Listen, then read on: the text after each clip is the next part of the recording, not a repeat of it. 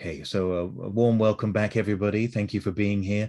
If you've just joined us, you may need to press that little button that says "Got it" to ensure that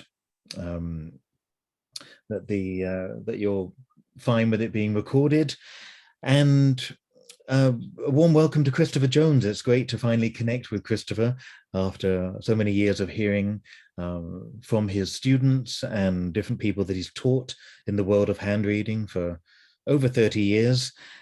He was the secretary of the Chirological Society for a good 10 years and has a definitive guide to the history of hand reading on his website, which is handreading.nz, which is New Zealand, of course, www.handreading.nz. And Christopher's talking to us from New Zealand today. It's late in the evening. We're delighted to have you. So a warm welcome, Christopher, and I'll keep an eye on the chat box or anything that you need along the way. Thank you again. Thank you, Frank. Yeah, look, I've just put that information that Frank was just referencing on screen. Now, hopefully you can see that. So my website is handreading.nz. So you're welcome to peruse that. And I also have a Facebook page, Sun Mitsu, which if you're on Facebook, you can go there as well. So maybe you want to make a note of those things now before you get tired and have too much to think about. All right, I'll just change the screen to what I want to talk about now, but hopefully you've got that information there. All right. And before I actually start the talk, I'm aware that there's quite a lot of people here who probably don't have the same level of knowledge or understanding about the hand. So in order to facilitate your understanding of what I'm about to talk about, I just prepared that quick diagram there just to give you the names of the lines. So can you see it? Somebody's saying, Shank? We can't see it at the moment, Christopher, no. Your screen sharing is paused. I don't know why it's paused. Hang on a minute. Right, hang on a second. Thank you, Dawn. How do you unpause it? Okay. Okay, let me just stop that share. I'll just start the share again. Thank you, Dawn, for alerting me. How about that? You got it, Dawn? There we go. I've got it. Thank you. Good. All right. So I'm aware that there's a lot of difference in knowledge and understanding about hands. So if you're not familiar with the elemental nomenclature for the hand, you might just want to take a screen of that and put it to the side so that when I start talking about different line formations, you'll better track what I'm referring to. And you'll be able, so have that kind of reference.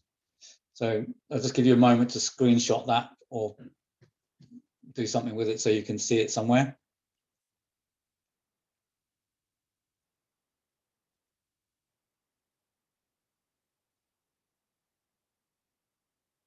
So as you can see, they're all named after the elements earth, water, fire, and air. But some of you are astrologically inclined. So you might find this easier to work with or something that's a bit more familiar to you.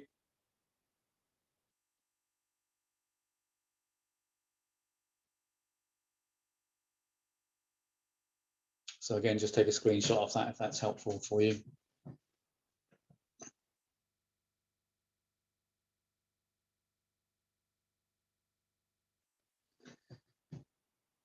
Okay, you got that, Dawn? All right, Dawn, I can see you, so you're gonna be my reference person, okay? So if there's a problem, wave at me. If it's all going okay, so give me a thumb. Thank you, you've been very helpful. Okay, all right. First of all, I just want to start by saying thank you, Frank, for organising this conference. It's a novel way to have an interaction with hand readers around the world, and it's been a lot of effort and work on your part putting it together, so I really appreciate what you've done for us all here today.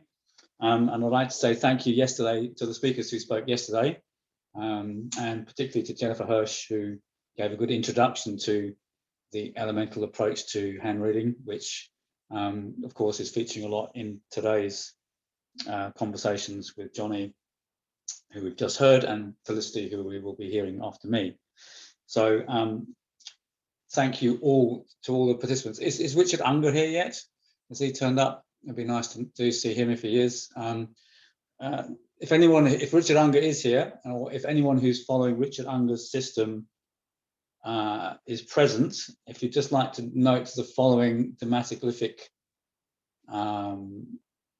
annotations, then when we come to the handprint later on in the talk, I'd be interested in your comments on it. So, so this is the left hand from thumb to little finger, double loop whirl, double loop, loop. So the left hand from thumb to little finger, double loop whirl, double loop, loop. And the right hand from thumb to little finger, whirl, radial loop, whirl, whirl, loop. So if anyone is familiar with life print system, I'll be interested in hearing your views on this, on the path indicated by that. So just to go those again, right hand, whirl, radial loop, whirl, whirl, loop. Left hand, double loop, whirl, double loop, loop. Okay, so my name's Christopher Jones. I've been doing hand reading since 1983. As Frank mentioned, I was involved with the Chirological Society for many, many years. I was born in London. My father was from Wales. He was a management consultant. My mother was a headmistress. She was from Coventry. And I was brought up in South London near Brixton, and went to university in Norwich, which is where I encountered hand reading.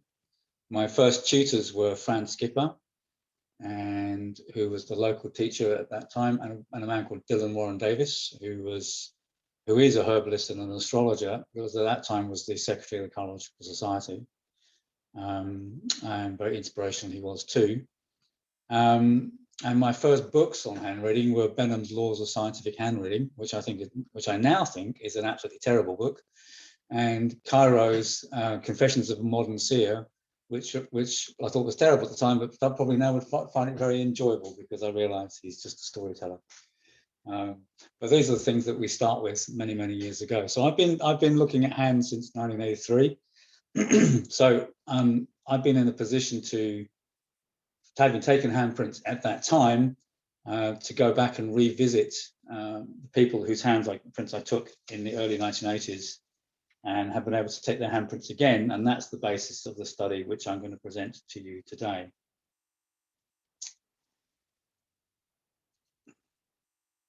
All right, before we get into that, I just want to show you this this little slide. This is the handprints of a guy called William Herschel. Now, William Herschel is a really important figure in the history of thematic-glyphics, because he is actually the person who proved that the fingerprint patterns don't change over time. So this is in the 1860s. This is probably the earliest significant hand printing that I've seen, and certainly is the first significant fingerprint printing that I've seen, because if anyone who knows Victorian palmistry, such as William Benham's book, they actually don't talk about fingerprint patterns at all. And yet the knowledge about fingerprint patterns was, by the time Benham wrote the Laws of Scientific Hand Reading in 1900, was known for about 40 years. And William Herschel is the guy who really put it on the map, because Herschel, he was the first European to note the use of fingerprinting. He was a commissioner in India, working in the British office in the British Indian Civil Service. And because a lot of the population in India was illiterate, they couldn't sign their names or write their names, so they used fingerprints as a mark of their identity. And he basically used to use the fingerprints on the contracts that he had with the people he was working with in India at that time. And he recognized that not only fingerprints they were not only unique, but they were permanent. And he set out to prove that. And these handprints here are his own handprints, which were taken in, I believe, 1860 and 1890. So this is probably the first ever study of hands. And of course, what William Herschel was setting out to do was to prove that the fingerprint patterns don't change. But what he inadvertently also proved is that the lines of the hands do change. So he kind of managed to do two things at once. So if you look at these handprints, you can see it's his left hand. So I think the first one's 19th of August, 1860 or 1863. It's a little bit illegible. And the second one is the 14th of July in 1890. So about 30 years apart. And even if you know nothing about hands whatsoever, it's pretty easy to see that there are changes in the lines on these hands. The most obvious changes, I think, can be seen on the ball of the thumb, what we call the Earth zone. So if you look at the Earth zone, can you see my mouse moving around that, Dawn? Yeah. So you can see there that there's, there is some lineation, particularly in this area, but there's very little lineation in the lower part of the palm. Yet when you get to there, 30 years later, there's a lot more lineation on the hand right there. Clearly, the major earth line is printed badly in this hand. I mean, this whole hand has not been printed particularly well, so he had quite a hollow center of his palm. So we can't take that as an indication of any change. And if you look at the structure of the lines, they're pretty much the same here. That's a little bit fainter there, that's a little bit stronger there, but that could be printing error. These lines are not there. These lines weren't there 30 years earlier. These lines, interestingly, these lines here, the upper minor water lines, which you've got floating around here, they've actually faded away. So there's some changes in there. And if you start looking at the detail of the line, you can start seeing some changes in the lines too. So I don't consider this to be particularly a significant amount of lineal change in the hand. I've classified this as a small amount of change. But irrespective of the amount of change, the fact is that this is probably the very first study that was ever done on hands and showing the lines of the hands and how the lines change over time. Unfortunately, Francis Galton didn't pick that up. He was only interested in fingerprints. So Francis Galton, who wrote the fingerprint directories in 1895, and who basically was the person who created the classification of fingerprints, which is used by Scotland Yard and is inherited by the police forces around the world. Basically, he credits Herschel with being the man who influenced him to investigate fingerprinting more seriously. So really, what we got here is not only a piece of history, but a particularly important person who basically changed the course of forensic science as a result of his pioneering studies in 1860.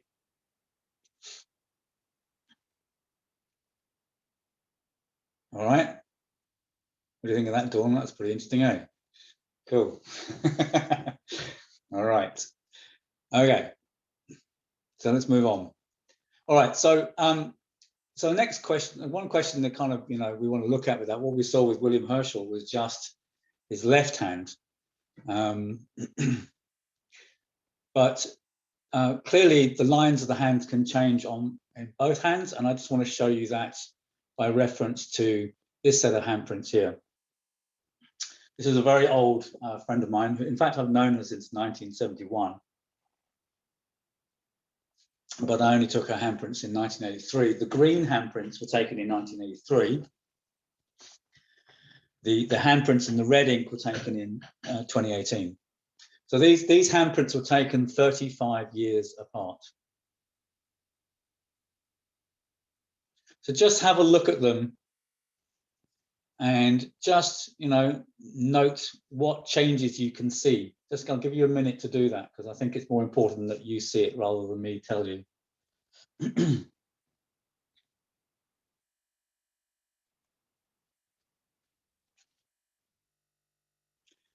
you want me to zoom in a bit? Dawn, was that okay? Zoom in? Yeah, okay. So let's look at the left hand in 1983. it's kind of hard to do it without seeing both of them at the same time. But I think you can easily see, without even spending much time, there are many, many more lines on the hand in 2018 than there were in 1983. Particularly again in the earth zone around here, and also in the water zone on this side of the hand. I mean, the water zone is almost entirely clear at this point here, and it's very lined over here. And the lineation on the earth zone is much more extensive than it was then. But there are other things too. Like if you look at the major airline coming down there, it ends in a lovely fork. Yeah. Whereas there was no such fork in 1983. The major earth line does much the same thing. Oh no, you can see that the triangular formation here in the major earth line. That's completely different from what's happening over here. But the detail of the line has changed quite a lot. Unfortunately, the print I wasn't very good at taking prints in 1983, apparently. So that was not such a good print there.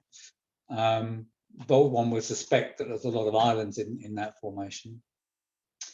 And I'd like to point out the difference here. Can you see how the major waterline is quite sort of what I call kind of spiky in this section here?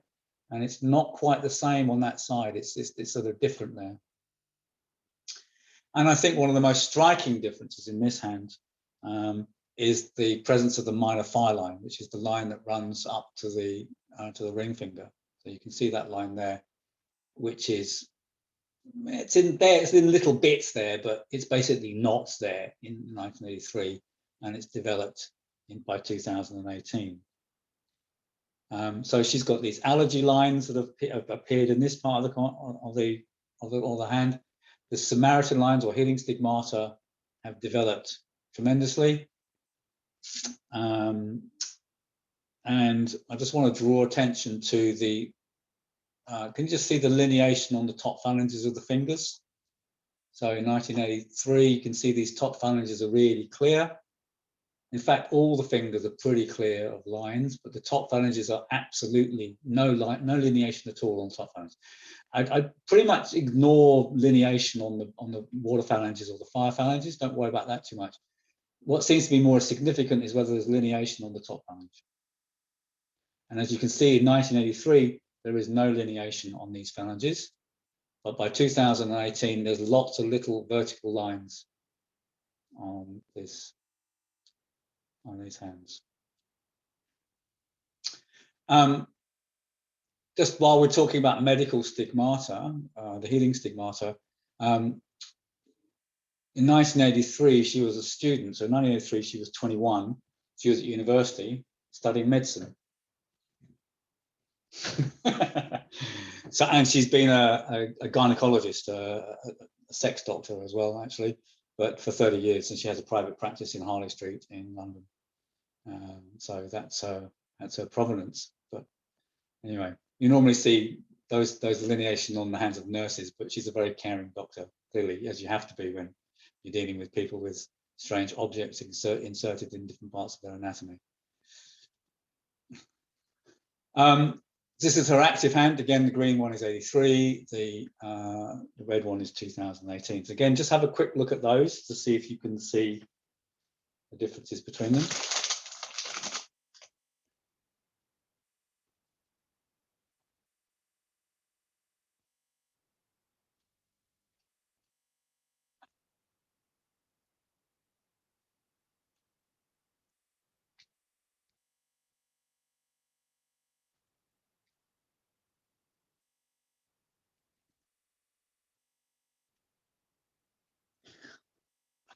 So if we look at the phalanges again, can we look at the finger phalanges? Look at that. Can you see how clear those top phalanges are?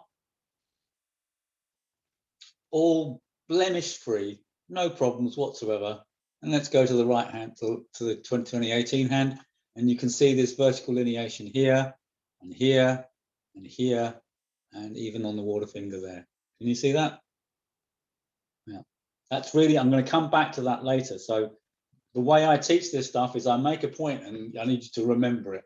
okay, because we're going to come back to it in a moment.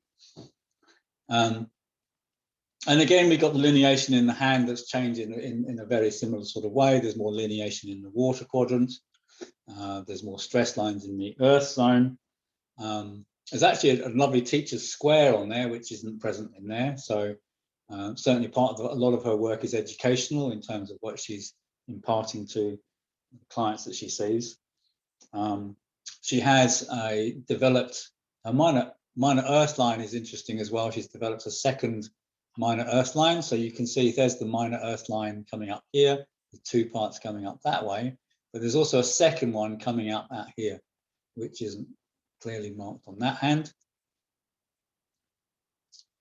And the minor air line, which is not there at all, is now clearly well formed on this hand over here. Okay.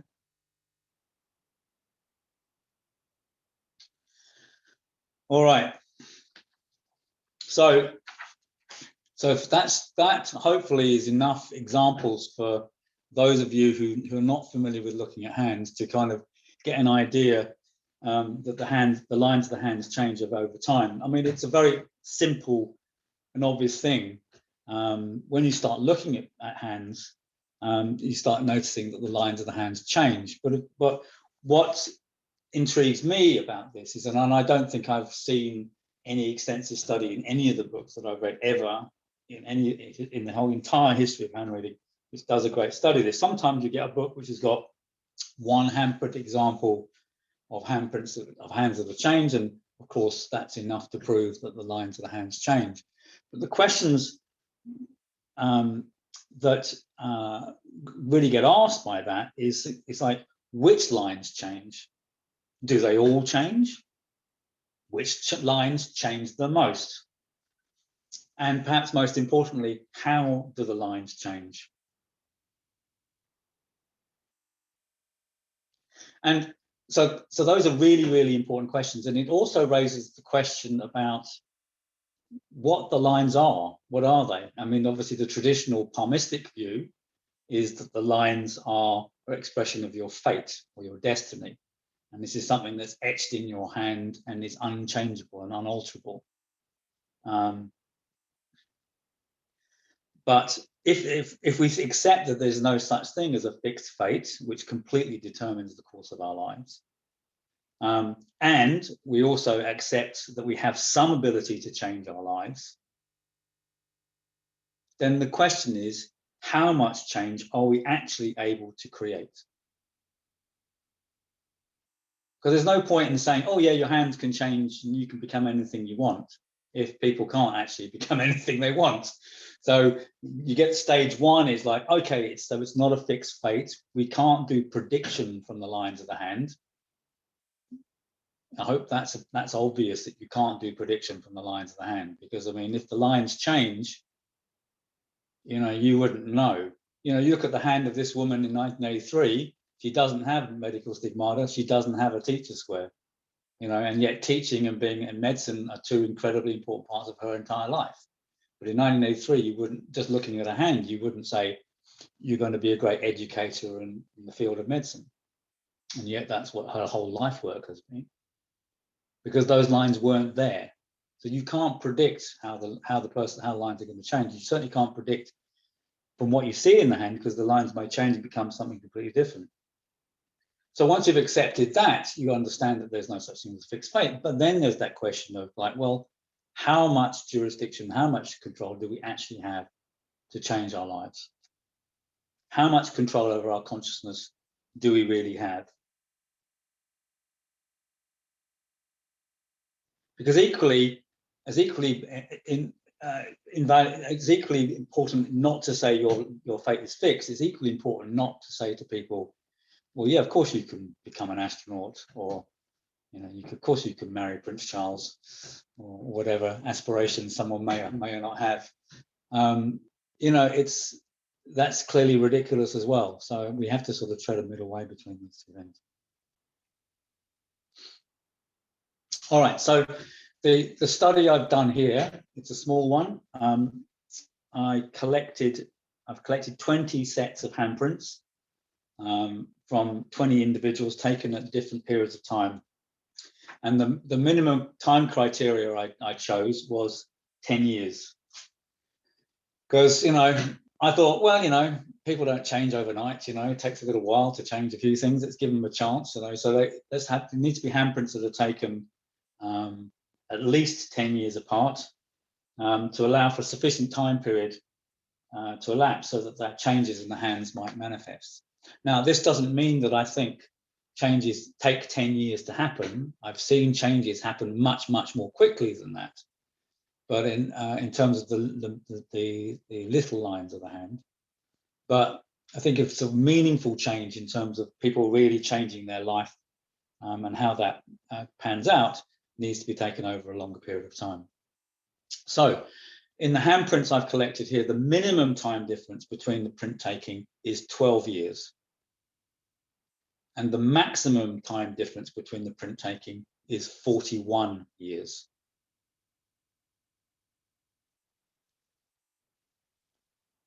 "16 of these 20 handprints were taken by myself and were taken more than 23 years apart. 13 of those are more than 30 years apart.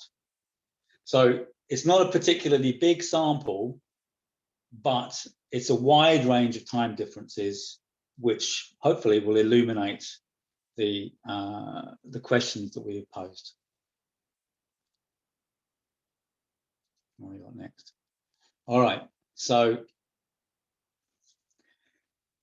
I'll talk about this print. I'm just going to come to this print in a minute, but all right. So one more thing before I go into the actual prints.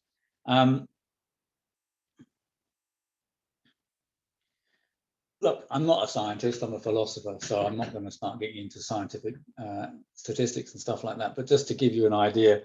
So when I was looking at the handprints, I made a very simple observation of the hands. Have the lines changed a little bit? Have the line changed quite a bit? Or have they changed a lot? So that was kind of like a very simple kind of criteria. On a scale of 1 to 5, is it a 1 or a 3 or a 5? So of those 20 handprints, I adjudicated that 11 of them exhibited very few changes. 6 of them exhibited medium amount of change. And 3 of them exhibited big changes in the lines of the hand.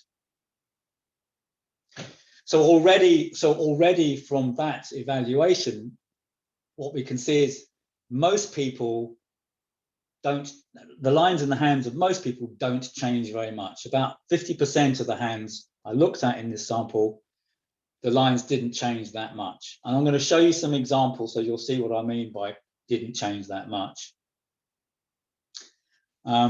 6 exhibited sort of medium level changes. So the woman we were just looking at with the green and red handprints, so I would consider that medium.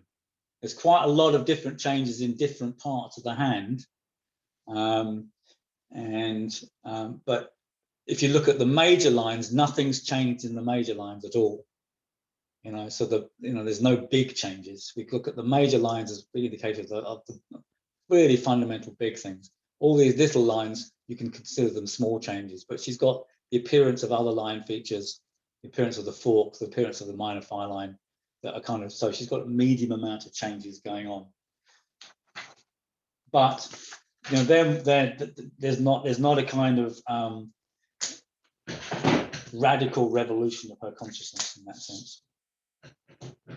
So the first thing to observe is that the common changes in the lines seem to be, first of all, on the fingers. So the vertical lineation on the water and fire phalanges, which we generally call stress lines, you can see there's more of them than there were there. And the second sort of most common areas of change are stress lines on the water zone and in the earth zone. So those are the most common lineal changes that you see in hands. And this is a handprint example of a woman I didn't take either of these prints, but the print on the left was taken when she was 10 years of age, and the print on the right was taken when she was 56.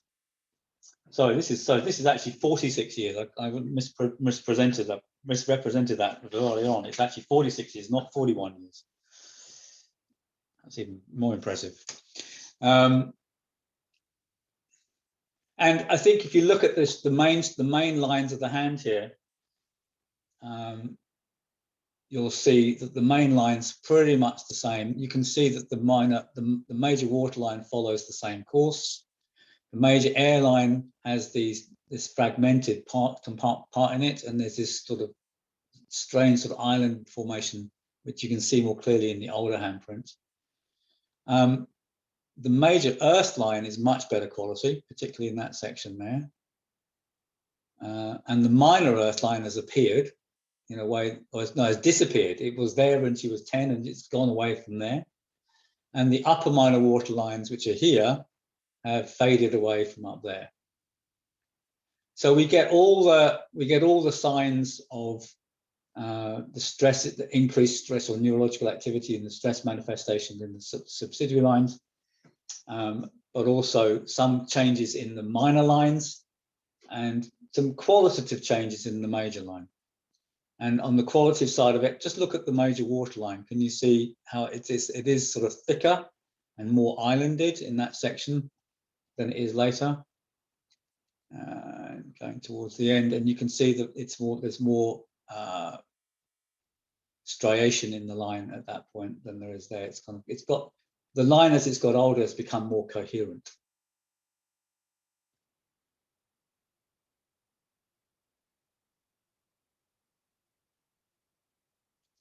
So the next guy is the guy I was thinking of, was 41 years.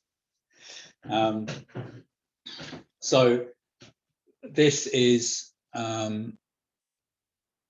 Stan, who had his handprints taken in 1991, and he had his handprints taken in 1950. So he is, I think he's 28 in 1950. So yeah, he's born in 1921. There you go. So he's 70 years of age in the handprint on the right.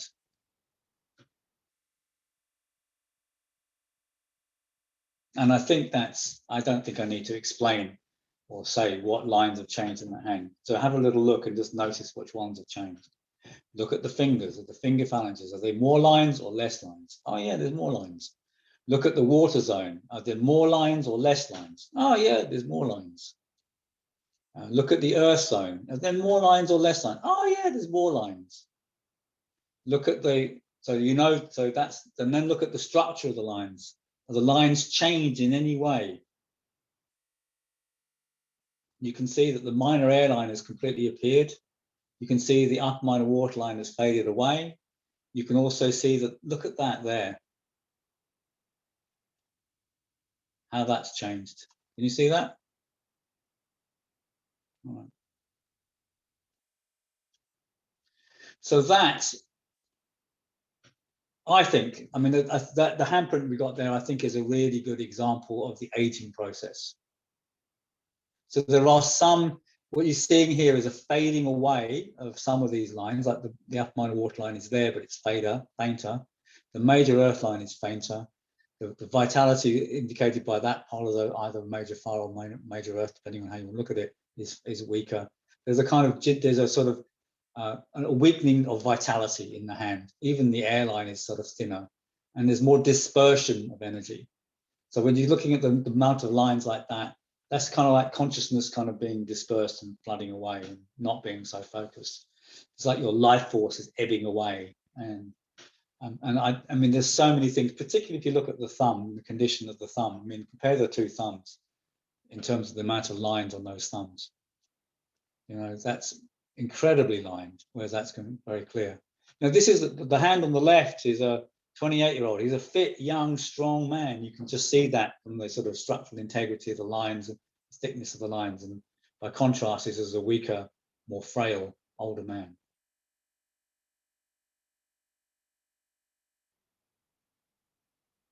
So I think one of the big causes of the change in the line to the hand is aging, just getting old. And there's an interesting contrast to that. Actually, I want to go to just a minute, that one there. Frank, you said yesterday, I quoted it, I was going to critical of it at the time. You said in one of part of your presentation, fewer lines on the hands means someone who doesn't want to go deep. You were referencing that in the context of an earth-shaped hand, I think. And I disagree with that they don't want to go deep. This is what I've noticed about the amount of lines on the hand. This is a young man who's 21 at the time of his handprint was taken. And you can see that really the hand has only got the main lines on it, and there's very little going on anywhere else in the hand, even on the fingers. So there's a kind of a vacuity. It's a kind of emptiness. There's not much happening, but it's not a question of the person not going deep, because Frank, these are my hands. So, all right. What I want you to notice in this handprint is there. Unfortunately, the photograph isn't that great. Can you see that can you see there's a little reduplication in the major earth line there? And can you see there's a rising line there? Okay, just want you to notice that. And I want you to notice this little line here as well. Can you see those things? All right, so just make a note of that, Dawn. We're going to come back to that, okay? All right, there's Stan. All right. And just another example of the aging process. This is my daughter, and this is her when she was age 2. Clearly the one on the right is when she was age 2, and this is her age 16. 14, actually 14 she was, I took that one. So again, you've got changes in the hand which are a function of aging.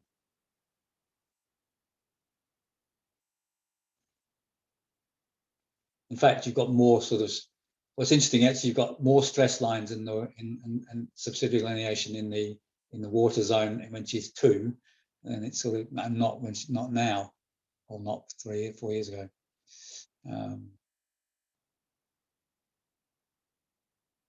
All right. So aging. All right. So that aside, so that the next interesting thing in terms of aging is what you consider to be physiological changes. So what was really interesting about this exercise was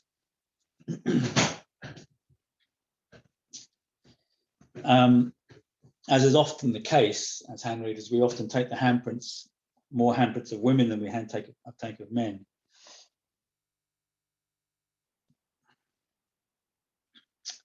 And I actually, out of this sample of 20 people, 6 there were handprints of 7 women who I knew in their 20s, whose handprints I was able to take again in their 50s. And I'm going to show you some of these examples right now. And it's what's interesting about these women is that 6 of these 7 were professional women. This is a woman who has had a long-term career as a university administrator at Oxford University. This woman is a television producer, has run her own television company, has worked for the BBC, and again, a 30-year career in that. This woman is the exception. This is the woman who's not had a 30-year career in one particular career, although she is a school teacher.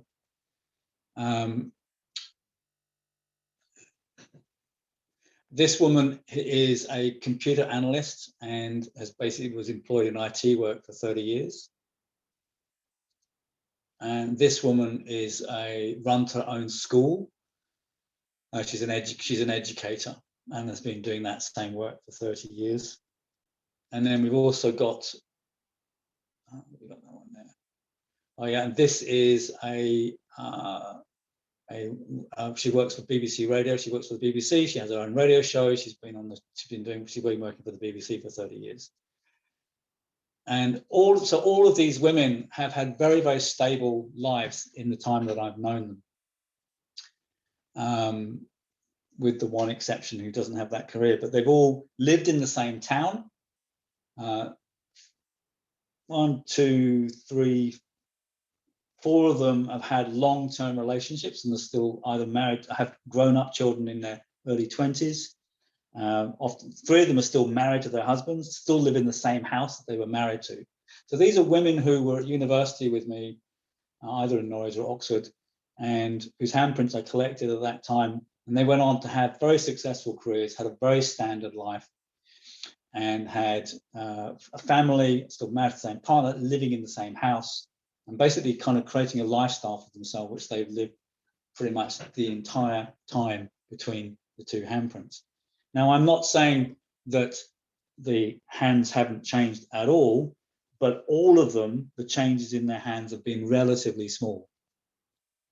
But what's particularly interesting is that all of them have acquired lineation on the top phalange of the air finger, some of them on the top phalanges of all the fingers. And that's what I want to show you.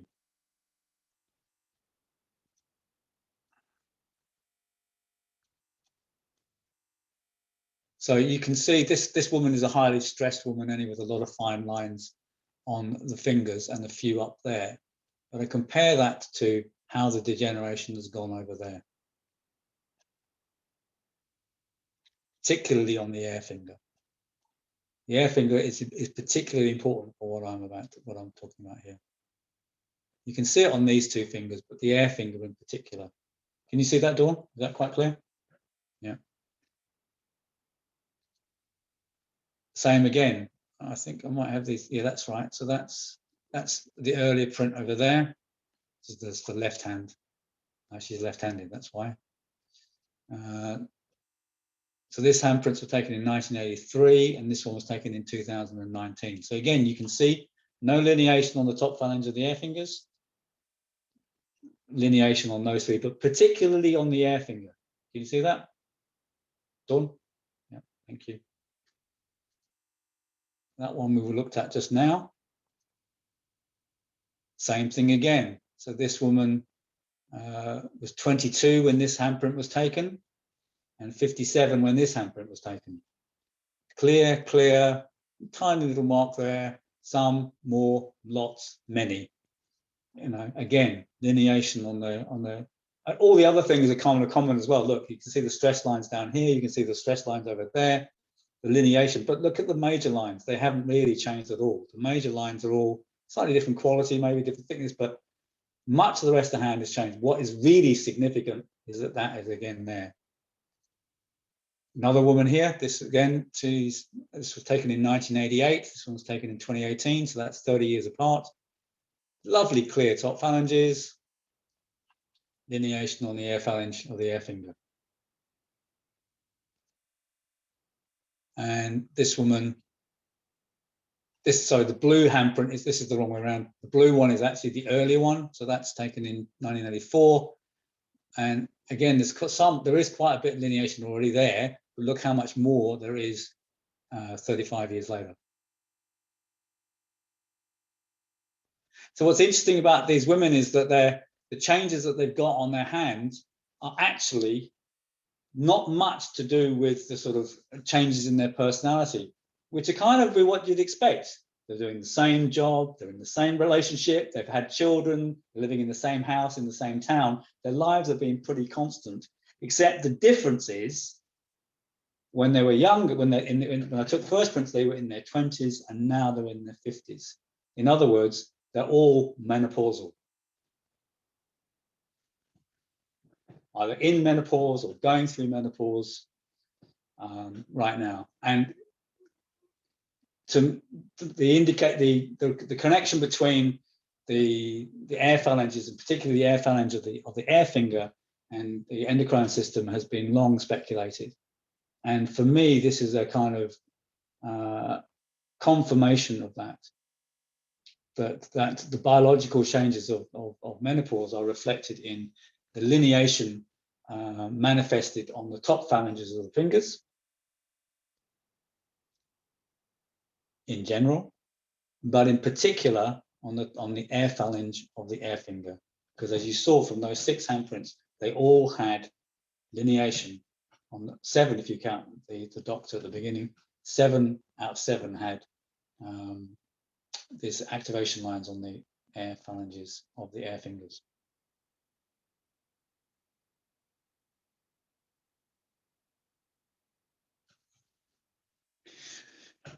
So that's a second factor that shows how the lines of the hands change. The first one was aging, whether you're a kid growing up into an adult or whether you're an old person becoming a senior old person. And the second thing is part of that, again, part of that aging process, but to do with your physiology, to do with the hormonal balance. And these are the most common changes that you see in the hand. Changes in the minor lineation of the palm, the activations or lineation on the fingers. These are the more superficial lines, if you like. These are the lines that therefore should be able to change more readily and more quickly. All right. Has anybody got any questions at that point? This might be a point to have a quick question. Can you unmute everybody, Frank, or just if anyone wants to speak up? Hi there, Christopher. Nothing's been written. Just now, Christine says that does the same apply to men when they get older? The answer to that question is I have no idea. Well, if you can encourage more men to be self-aware and self-reflective and actually think about their life experience and actually turn inwards to try and investigate what the causal forces that drive their egotistical and arrogant behavior, I will be happily send them to me for hand readings, and I shall be able to answer that question for you in due course. Unfortunately, we have a lot of resistance from men to actually look at their shit. And until we get over that problem, we are in the doo-doos in this entire planet. So I would like to answer your question more positively, but I'm afraid, I mean, if I go to a festival and I read 25 hands over a weekend, I can bet you bottom dollar that 22 of them were women, maybe 3 of them were men. So it's that sort of proportion, and I would think that was a lot of men if I read 3 out of 25 of an evening. So, but a less facetious answer to your question is also, of course, men don't go through the same hormonal changes that women do. So I'd expect those hormonal changes to be more clearly manifest in hands. I've seen handprints change quite dramatically during pregnancy, and if you do know anybody who's pregnant or about to get pregnant, take their handprint before, during, and after pregnancy. It's always an interesting thing to see how the lines change, because of course that's a very short time frame in which there are a lot of hormonal changes. Well, that's amazing. If no one's got any questions, that's great. Everyone understands everything. It's all clear. All clear, Dawn. Everything's good. Everything, yeah, good. All right. Well done. Cool. All right. So here you go. All right. So I'm going to give you 10 seconds now. Okay. So maybe I'll give you 30. All right. So we've discussed the sort of superficial changes. What I would like you to do now is, if I can go back to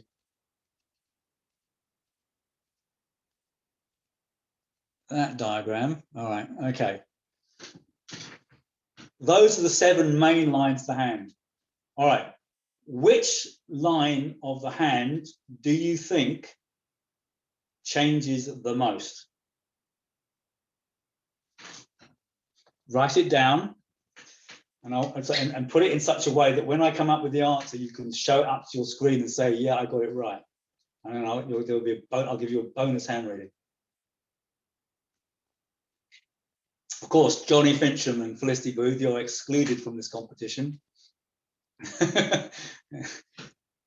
So unfortunately, your answers will be null and void, even if you get them right.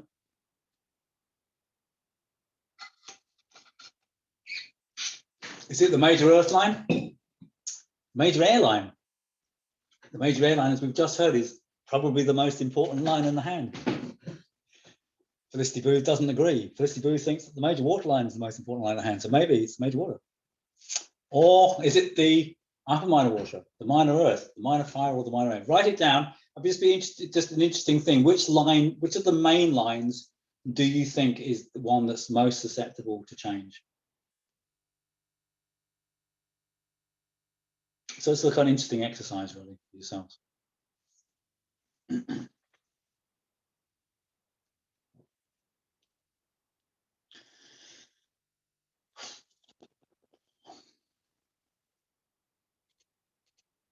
Well, I'm going to give you some answer to that. I mean, as we go along through this.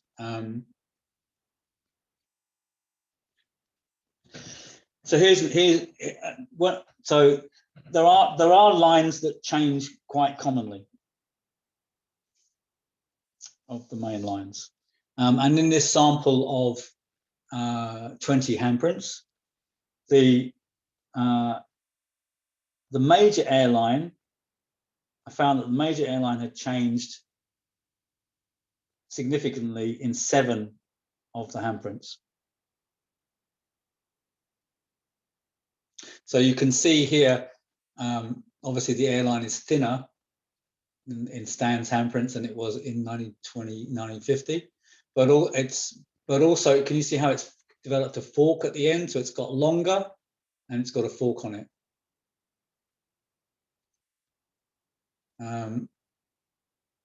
This airline has clearly changed at this point here. So it's almost like it's almost like a cramp line, but it's become an islanded ending to the airline.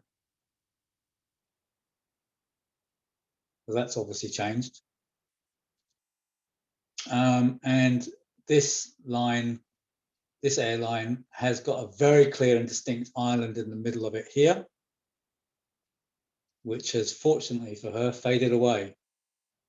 So you can see the airline sort of actually kind of comes down there now. So this part of the island here is gone. Yeah.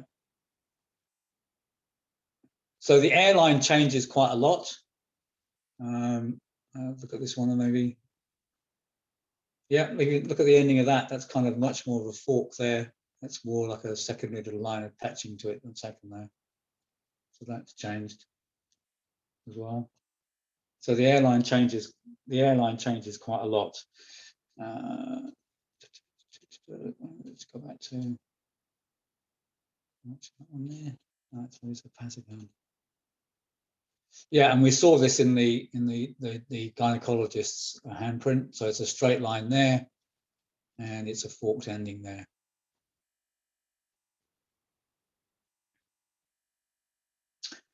The upper minor waterline,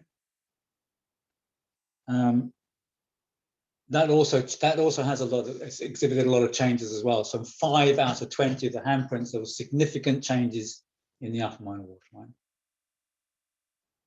So you can see there's upper minor waterline formations here that aren't there. So it's not always that they appear, it can be that they disappear. This one here, very strong. It's kind of broken up and become more faint there. And actually, William Herschel could go on as well. Here we go. William Herschel, there he is. He was probably taking a lot more laudanum when he was younger, and he kind of decided to get out of that bad habit. So he's got upper minor waterlines here, and they're much fainter over here.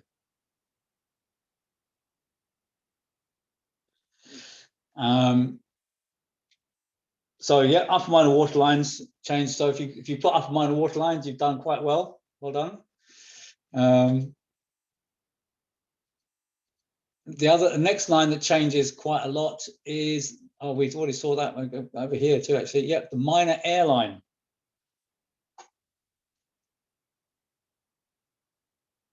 There's significant changes on 5 out of the 20 handprints. So you can see it's clearly well formed there, where it isn't clearly well formed there.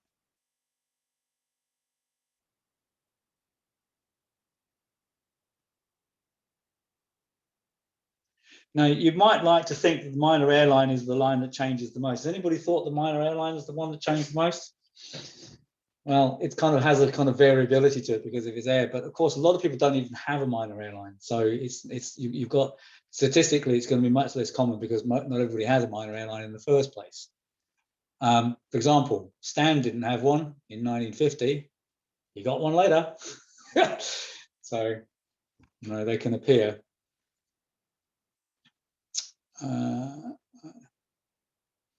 And what else? So let's go. Going over here. Oh yeah. And again, look at this one here. Very strongly formed here, and not present there. So it's kind of like the line forms itself. The minor earth line. There were 4 good examples of of significant changes to the minor earth line.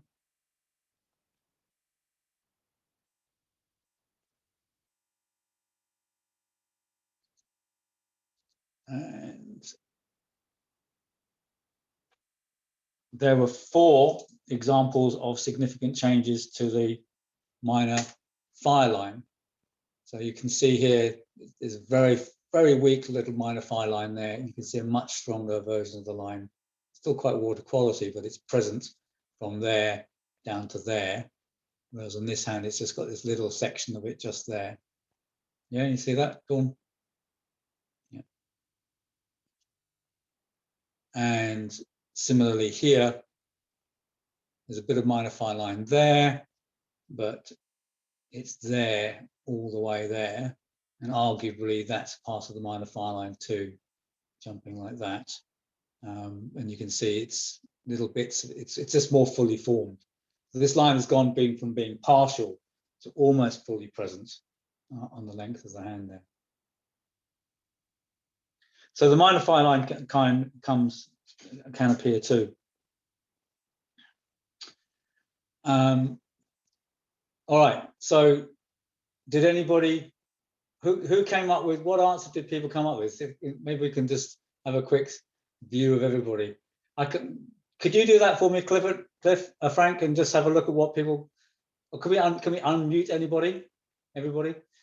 Okay, who thought it was the major airline? Frank, can you just look at everyone's screen? I'm not going to unmute everybody, Christopher, but we can people can write in the chat box if they want, or they can wave at you. That's a good idea.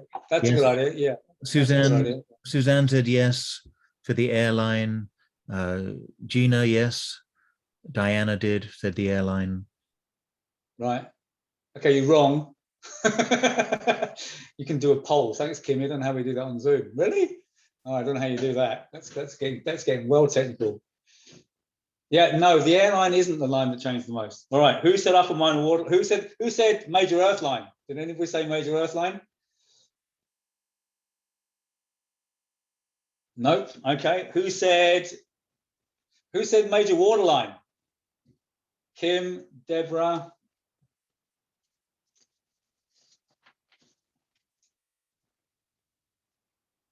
All right. Eva.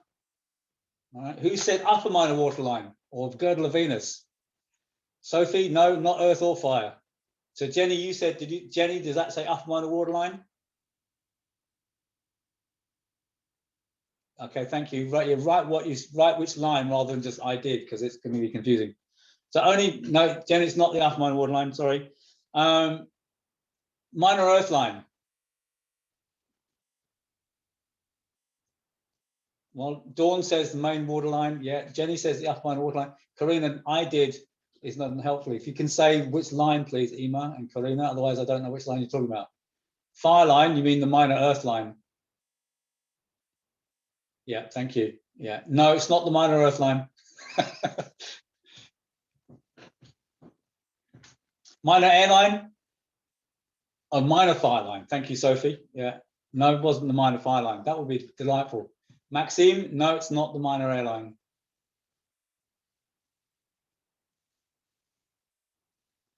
All right, well, I'm just going to keep you in suspense for a moment longer, all right? But thank you everybody for joining in. I wanted to make it a bit more participatory.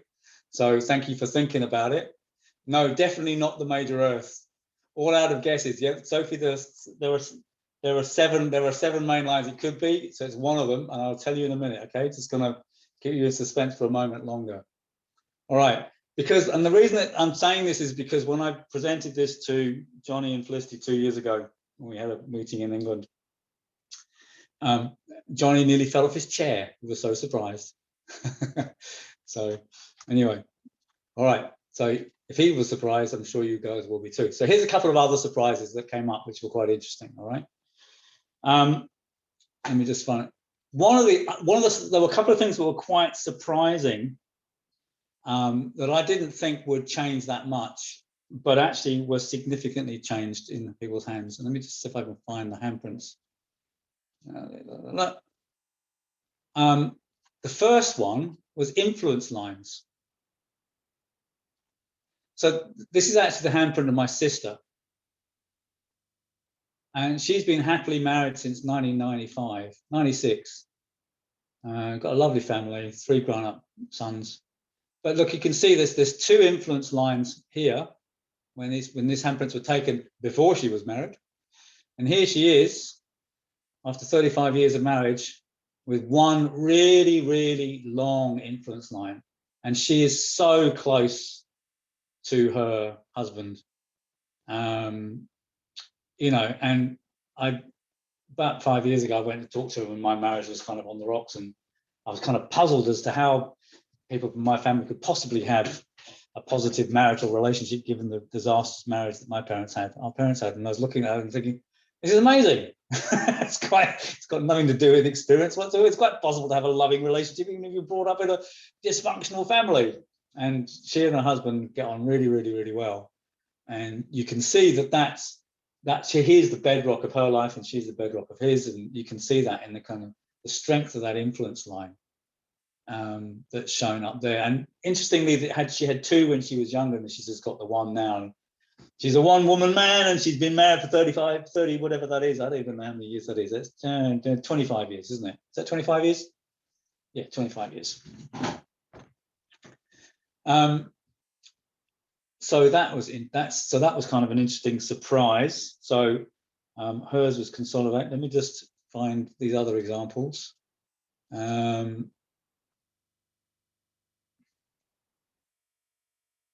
the right one? Yeah, a second. All right. Okay. Look at this one. So there isn't one here, and she's got a new one here.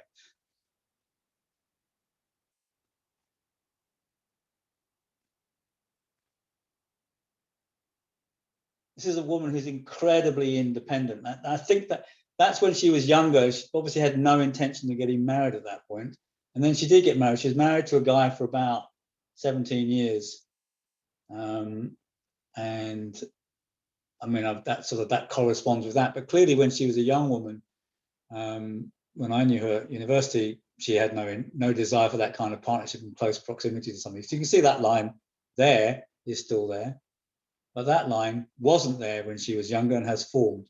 So that's kind of almost like it's a reflection of her intentionality to get involved in a relationship and partnership, which she obviously did for that period of time while she had her family.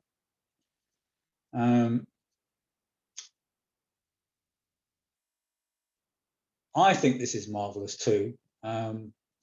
This is actually the handprints of my mother. She was 50 in the blue handprint, and she was 83 in the red handprint on the right. But what's striking again, can you see that influence line there? How much stronger that's become? She and my father separated in 1978, and then eventually she had a very long-term relationship with a man who was actually married to somebody else, but they had a fantastic relationship that went on for 25 years. So they kind of had this incredible long-term relationship with somebody who she was married to. Was actually longer than a marriage relationship to my father. And again, you see that, so you can see that line, the importance of that partnership for her has come in, particularly through to the latter ages of her life. And do you remember this handprint? Do you remember this one, Dawn? I said, remember this one. Yeah, remember? Cool. All right. Okay, so I'm going to just talk about this one now. So first of all, there's the reduplication there and the rising or ambition line that comes off the earth line there. And then there's this little influence line here. Yeah? Okay. You got that? All right. So that is the same thing. So that reduplicate, the rising line is still there. The reduplication is gone. But more importantly, so has the influence line. And I've got a slightly different version. You can see it more clearly on that print, I think. Here you go. So that's 1991 and 2019. What's interesting about this is this is my hand. I have had that influence line on my hand my entire life. There it is. Well, at least the entire life since I've taken handprints, since 1983. I got divorced from my wife 3 years ago, and I literally took that handprint in 2019, and literally, I don't even know how long I've been separated from my wife, but the line disappeared off my hand, gone. It's just extraordinary. I have no explanation for that whatsoever. But yeah, there's an influence line. That's a woman who I lived with we were together for, how long were we together for? About 20 years. Yeah, 20 years, and we lived, we've had children together, lived together in New Zealand for 17 years. And then that came to an end in 2018, and in 2019, the line disappeared off my hand. So lines can change really quickly. Another really surprising one, which I want to show you, is which I didn't expect, is look at the affection lines here. So you see how these affection lines, there's two of them on this hand, and look how it's kind of split up like that. Completely different formation. Same thing in this hand. So you can see it's just one little line there. There's one little line with a fork on the end of it. So, and I'm just pointing these out, not because I understand it and can give you any significance to them, except to say they're not what I expected. I wouldn't have expected those lines to show any significant changes and transformations, and yet they have.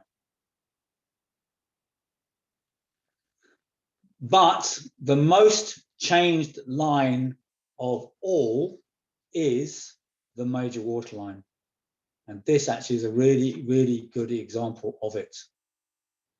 19 out of 20 of the handprints, the major waterline was different in some regard. Different in form, different in intensity, but nearly always different in markings. And I can't think of a better example than this particular handprint, where you can see quite clearly. This handprint was taken in 1972. You can see there's a very clear islanded type formation there, followed by another islanded formation there. That's completely different. This is 13 years later in 1985. So this is kind of this chevron effect going in there, no island there.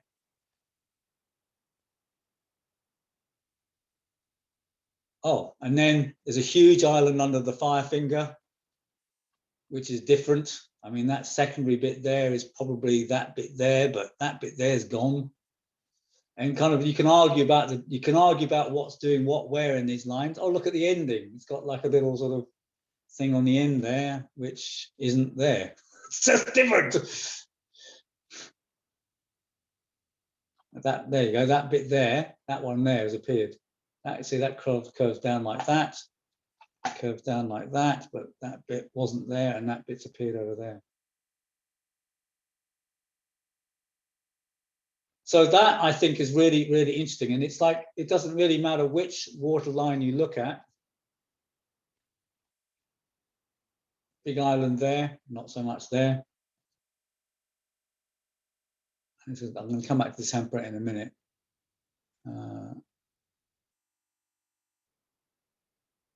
Seems a bit more. If you start getting into the detail of the line, like really looking at the detail of the line, you can see that the change, the lines are not the same. It's got dots in that line there. There you go. That's a better example. You can see the lines change quite a lot in those two handprints. Much fainter there.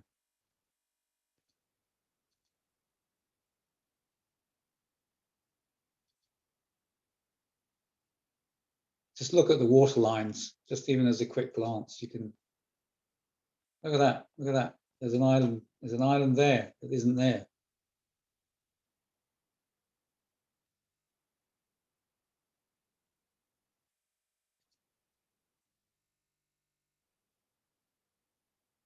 This one's more about a change in intensity rather than the detail of the line. But you can see again, there's islands here that are not formed in the same way there.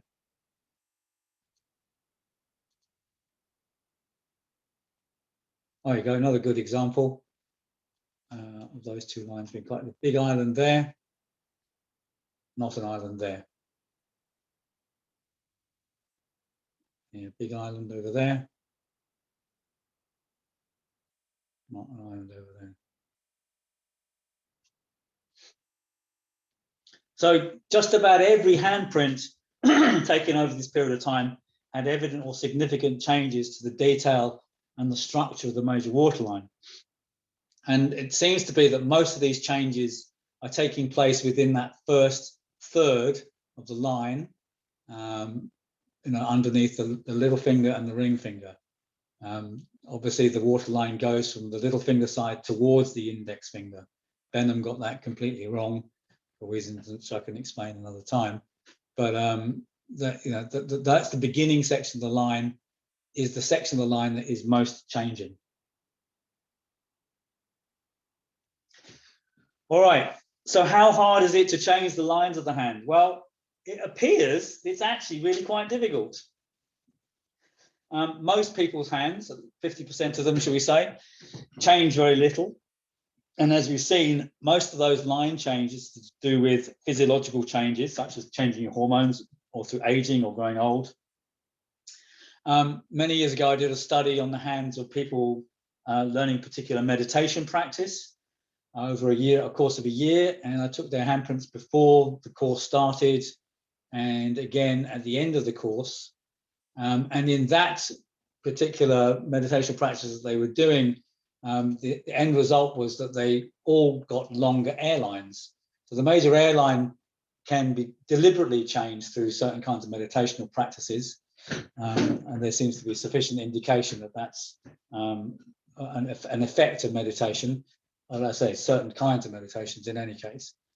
So it does seem possible that you can change the line formation of your hands in a deliberate and concerted manner, but really such changes are few and far between. Because remember, out of all the handprints I've looked at, I've said these 20, only 3 handprints I would say have experienced big changes. The first I should go back to that one. The first one is Stan. I actually think that's actually a huge, dramatic and big change in lots of different ways in that hand, because the kind of changes that there are in that hand are a reflection of real big changes in the personality and the way that person lives. And I don't think they're just to do with aging, because of the length of the airlines changed, the minor water lines changed, and the major earth line has changed quite a lot. So three of the main lines have changed quite significantly. So I counted that as a big change. But most of these others are either medium or small changes, because it's the major lines are not changing that much. It's the subsidiary lines that are changing, or the influence lines, or the affection lines, or the minor lines like the minor phi line. and the minor airline. The major lines don't change that much. And if we're going to see significant and major changes in the person's life, we need to see significant and major changes in the main lines, the major lines of the hand. And this is a really, really good example. This is a really, really old friend of mine.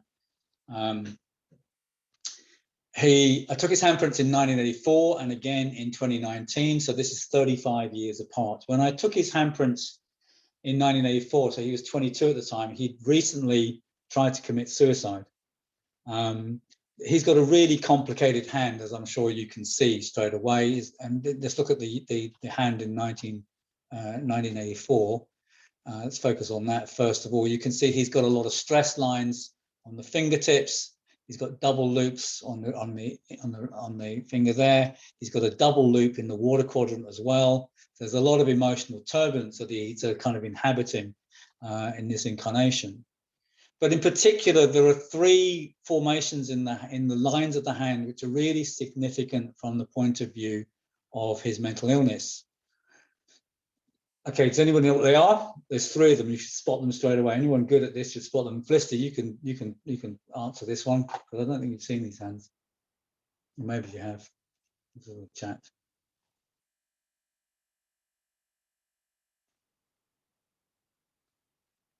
Anybody want to tell me what the line formations that show his mental illness is the question, Suzanne? Yeah. Okay, Felicity's got it. Well done. Thank you, Felicity. You've got two of them. The third one you've missed out. I'll tell you in a minute.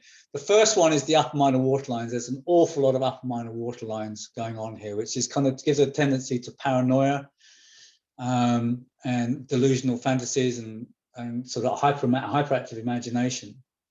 The second thing is you've got an island in the major airline at the junction with the minor earth line.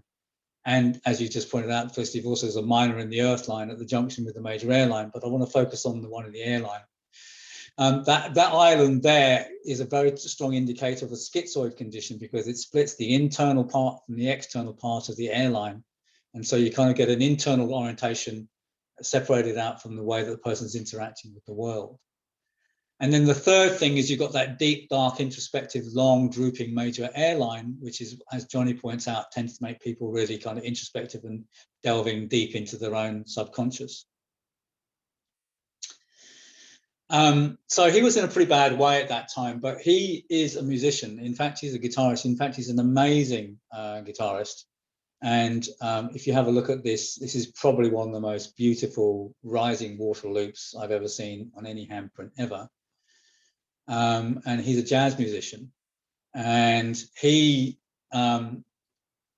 basically, around that time I said, man, you've got this amazing formation in your hand, you should be, you've got to be a musician. And so he basically has been a jazz musician for the last 30 years. And when I say a jazz musician for the last 30 years, what I mean by that is he's on benefits and he doesn't really work. He doesn't part-time teaching work. He doesn't do that many gigs. He writes and composes his own jazz. But, jazz is a weird idiom to be playing in Manchester in the north of England. And there's not much going on in that part of the world, in that sort of scene. And, but he basically practices, he plays guitar 8 hours a day, every day in, day out. That's what he does. And if you look at this hand now, look at the change. The upper minor water lines have gone. They've consolidated in different kinds of ways. The island in the major airline is gone.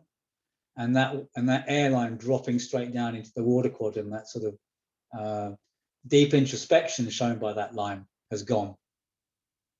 And I remember when I went to take around his hands, because he knew I've got a bit of a hand reading, because obviously I talked to him about it for many years. He was going, oh God, Chris, I don't want to take my handprints. Oh no, can't bear it. It'll be worse than they were. And I went, no, it's amazing.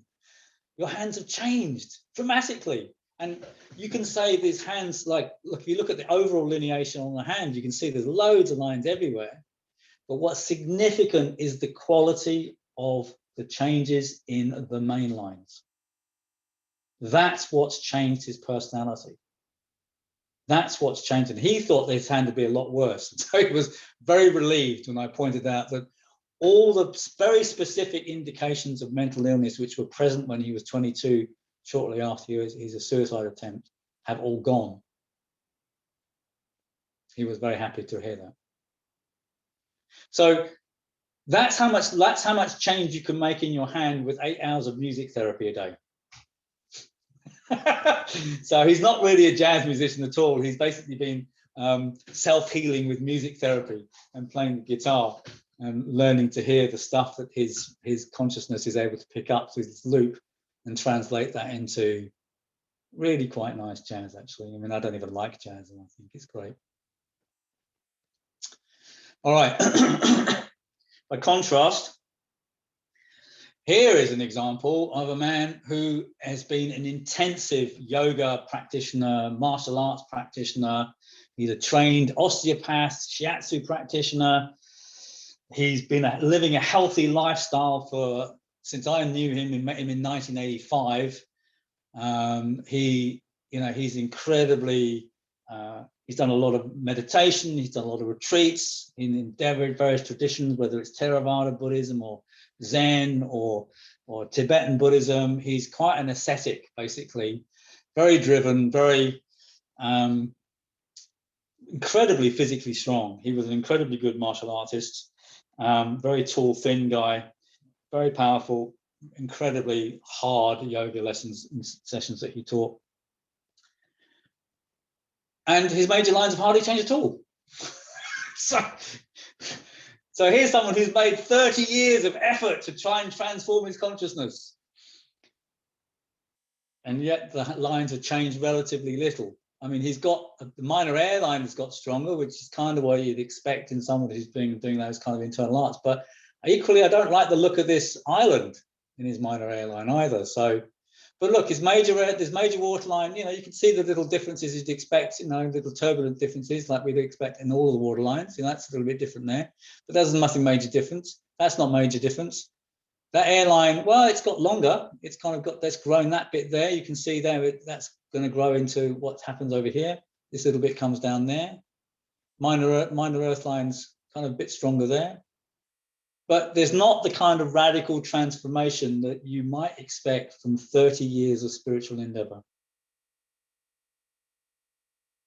Maybe what that means, he's been doing the wrong things, or maybe he's been doing the right things in the wrong way, or maybe yoga isn't about, and martial arts aren't about spiritual transformation at all. I don't know. I'll leave that question hanging and people can make up their own minds. But the evidence from the hand suggests that amount of effort doesn't necessarily bring those changes in consciousness. Whereas this handprint does. Just have a look at it and look at the main lines of the hand and just make a quick note of the things that have changed.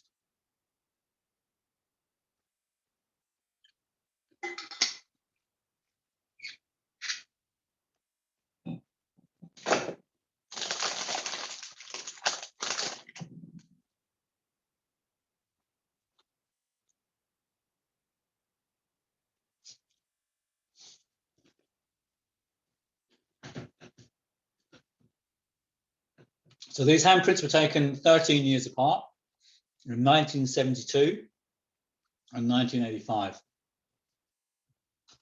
So not that long a time. And when this man was young, he was a bricklayer and a karate practitioner. So in 1972, you have a very practical airline, like Johnny was saying, one that's fire length, goes fairly straight. There are a few variations, but basically the line, the form of the line is quite straight there. And it's all very practical and intense. There's an intensity to the lines. This is a strong minor earth line, fire quality major earth line. So he's a physically robust young man. He's 26 in this photo, in this handprint. And he trained as a bricklayer. And he did martial arts during the late 60s and early 70s. And in 1972, he went religious, proclaimed himself to be an ordained Buddhist monk, and went to live in the countryside, creating several temples, and ended up writing lengthy tomes on Buddhism, religion, the philosophy of karate, yoga, and hand reading. And what do we see in here? What do we see? Look at the airline.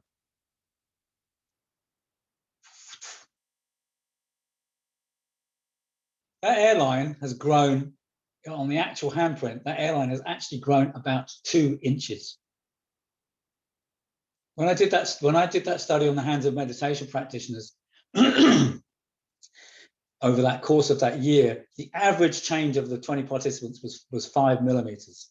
The longest growth of the line was 1 centimeter.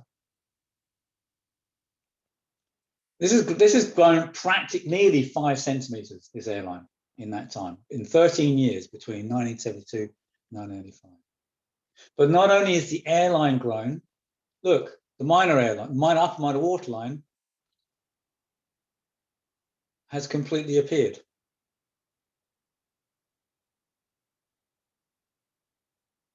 Can you see that, Dawn?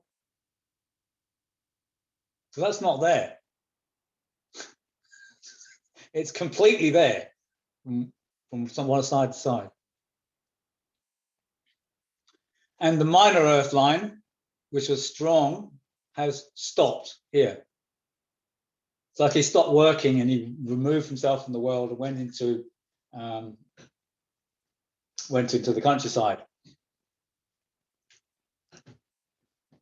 So he transformed himself from being an uneducated working class South Londoner to being the most sophisticated liar and dissembler I have yet to come across in my lifetime.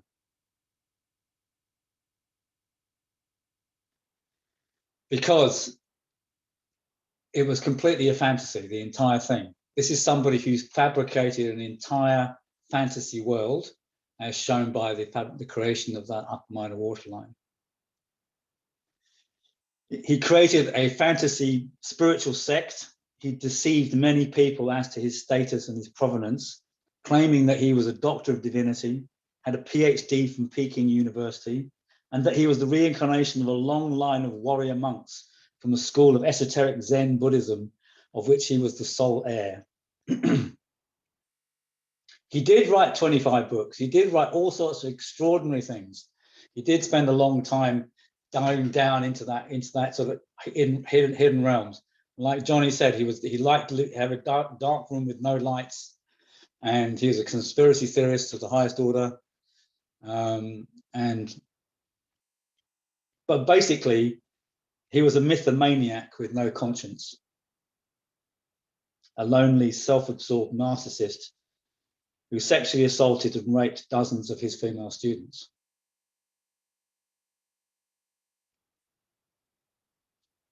And yet, of all the handprints I have in my collection, these are the hands that have exhibited the most change I've ever seen in a hand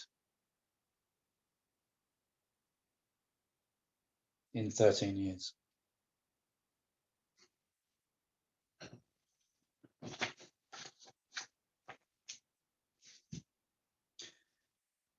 So there you have it.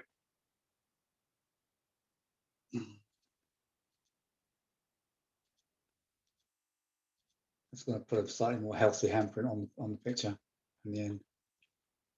Somebody else with a deep diving major airline. So there you have it. The lines of the hands change over time.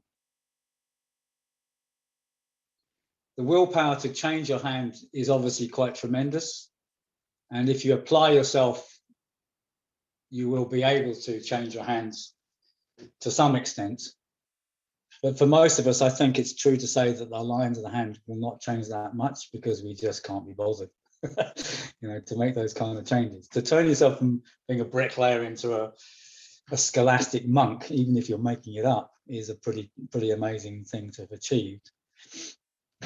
And for most of us, I think the power of hand reading lies in discovering our strengths and potentials and becoming the best versions of ourselves that we can be. So whilst the lines of the hands do change and will reflect the changes that we go through, and we could certainly do have the choices to make about how we want our lives to unfold, your life isn't in as much in your hands as you might like to think that it is. And Frank, I'm going to leave it there because that's exactly an hour and a half. Thank you, Christopher. I have one question that came through by email from Kimberly. The tips, the lines on the fingertips that you were talking about earlier that were changing or turning up at different times with age, menopause, etc. Do you consider lines that are vertical and horizontal, or No, just vertical lines? Vertical lines, right? Yeah, horizontal lines are block lines. And are indicative of particular stresses and anxieties. So we look at the handprint of the young man when he was trying to commit suicide. You can see these on the horizontal lines there. So when you see those, that's kind of a statement of real worries and anxieties, like quite severe anxiety and worry. And you can see that he doesn't have those horizontal lines on the hand in 2019. So the hormonal endocrinological